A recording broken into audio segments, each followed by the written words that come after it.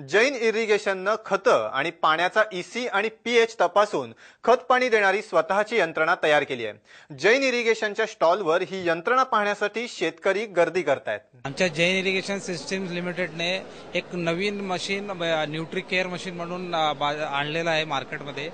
जे मशीन जे आहे ते ईसी आणि पीएच मेंटेन करायचं काम करतो।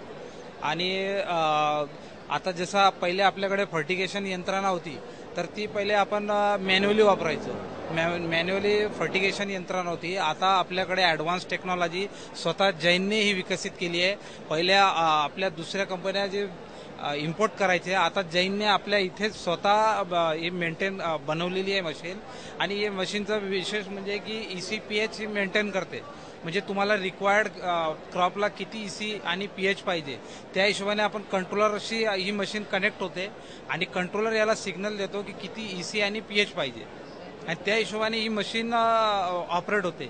या मशीनला वेंचुरी इलेक्ट्रॉनिक्स वेंचुरी लावलेले आहेत। ते वेंचुरींचे कॅपॅसिटी आहेत 600 लिटर पर आवर्स। 4 वेंचुरी 2 ते 4 वेंचुरी आपल्या ईसीसाठी आहे आणि एक ॲसिडसाठी आहे। तर रिक्वायर्ड ECPH नुसार या वेंचुऱ्या ऑपरेट होत असतात आणि यांचे वेंचुरीज टँकला कनेक्ट असतात।